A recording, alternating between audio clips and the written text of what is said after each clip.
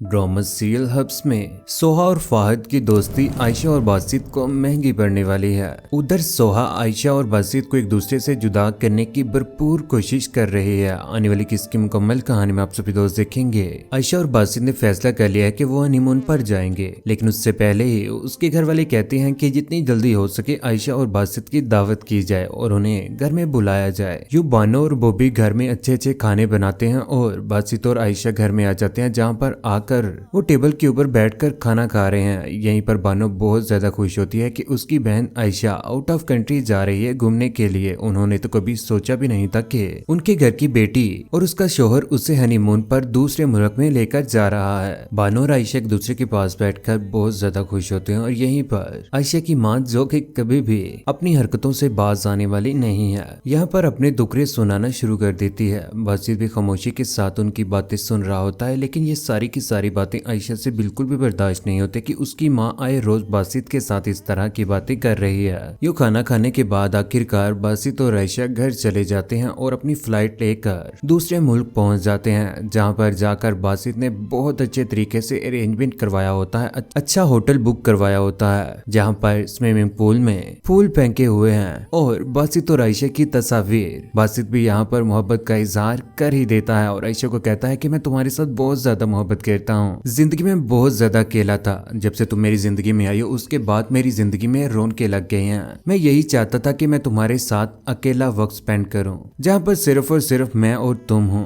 आयशा को जैसे ही वहां पर लेकर आया जाता है तो वहां पर आकर आयशा ये सारा का सारा माजरा देखकर बहुत ज्यादा हैरान रह जाती है और सोचती है कि बासित इतनी ज्यादा मोहब्बत करता है उसके साथ। और यहीं पर बासित भी उसे कहता है कि आंखें बंद करो, मैं तुम्हें सरप्राइज देना चाहता हूँ, और यहीं पर अपने ही हाथों से उसे चेन पहनाता है। आयशा बहुत ज्यादा खुश होती है। उसे भी एहसास होता है कि वाकई अब उसके जहन में जो सोहा और बासित को लेकर जो बातें थी वो बिल्कुल गलत हैं। यूं वो दोनों एक दूसरे के साथ बहुत ज्यादा खुश होते हैं, लेकिन बासित ने सारा का सारा ऑफिस का हैंडल सोहा को दे दिया है। सोहा ऑफिस में जैसे ही पहले दिन जाती है तो उसकी मुलाकात जमाल के साथ होती है। जमाल सारे के सारे ऑफिस स्टाफ के साथ उनका तारुफ करवाता है और बताता है कि सभी से मिलवाने के बाद जैसे ही बानो की बारी आती है तो बानो वहां पर खड़ी हो जाती है। सोहा को देखकर बहुत ज्यादा हैरान होती है। यहाँ पर जमाल बताता है कि ये सोहा मैडम है, अब से यही ऑफिस को संभाला करेंगे। जमाल जो कि शुरू से लेकर अब तक आयशा के पीछे पड़ा हुआ था और इस बार वो उसकी बहन बानो के पीछे पड़ चुका है, कहता है कि ये बानो है, आयशा की बहन है ये। ओ आई सी, तो आप हैं आयशा की बहन। यही बातें करने के बाद वो अपने कमरे में चली जाती है और जमाल को कहती है कि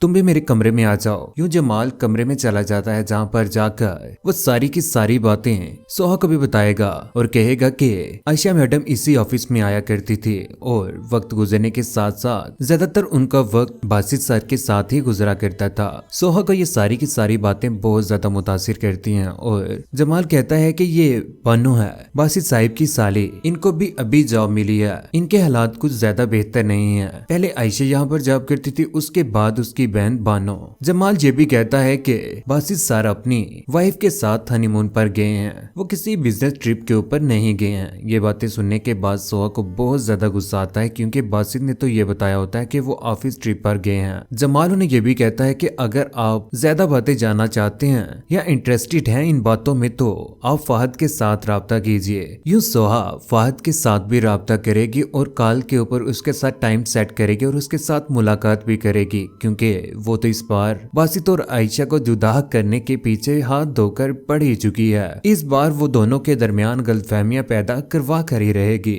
सोहा बानो के ऊपर पूरी नजर रखती है और उसके बाद वो अपने घर चली जाती है। जैसे ही वो घर में जाती है तो अगले दिन ऑफिस में थोड़ा लेट आती है। ऑफिस के सारे वर्कर काम लगे होते हैं और यहीं पर बानो अपने कामों में मसरूफ होती है। जैसे ही सोहा आती है तो सभी ऑफिस वाले सलाम करते हैं, लेकिन बानो नहीं करती और यहाँ पर सोहा बोल पड़ती है, कहती है कि लगता है आपको सेंस नहीं है। ऑफिस के कुछ मैनर्स भी होते हैं, उनमें से एक है कि सीनियर को सलाम करना। यहाँ पर बानो खड़ी हो जाती है और बहुत ज्यादा हैरान रहती है कि सोहा इसके साथ क्यों इस तरह से कर रही है, लेकिन उसे भी समझ आ ही जाएगी कि वाकई वो बासित को अब हासिल करना चाहती है।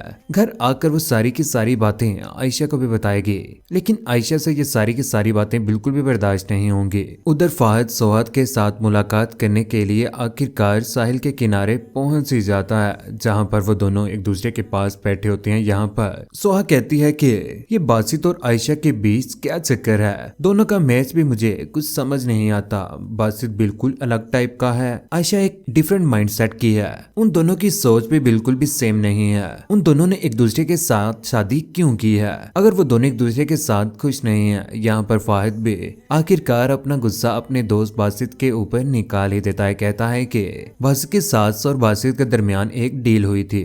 आयशा भाभी को बाकी की डिटेल नहीं पता, सिर्फ उन्हें डील का ही पता है। ये बात सुनने के बाद सोहा बहुत ज्यादा दिल ही दिल में खुश होती है और सोचती है कि अब तो उसके पास एक बात आ ही गई है जिसकी वजह से वो दोनों के दरमियान गलतफहमियां पैदा करेगी और ये बातें आयशा को भी तंजन सुनाया करेगी।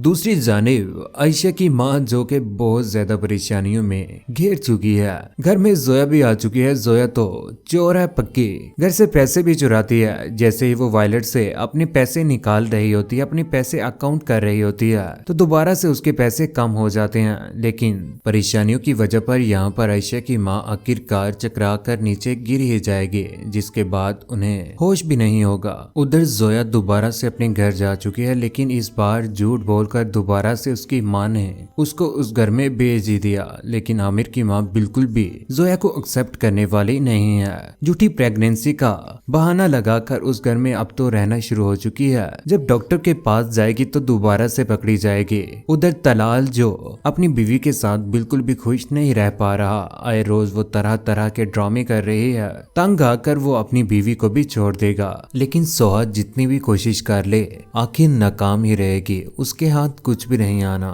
कहते हैं ना, जो दूसरों के साथ बुरा करता है या सोचता है जिस तरह से आज सोहा कर रही है, बासित और आयशा को एक दूसरे से जुदा करने की हर मुमकिन कोशिश कर रही है, लेकिन उसके हाथ कुछ नहीं आने वाला। बासित भी अब आयशा के साथ भरपूर मोहब्बत करने वाला है और उसका भी उसके बगैर अब बिल्कुल भी गुजारा नहीं है। जब आयशा को ये सारी की सारी बातें पता चलेगी कि ये सारा का सारा खेल सोहा का ही है, तो उसके बाद वो सोहा के ऊपर भी चिल्ला पड़ेगी और अपनी माँ के ऊपर भी कि उसकी माँ ने इस तरह का सौदा क्यों किया, इतने पैसे लेकर उसकी शादी क्यों की।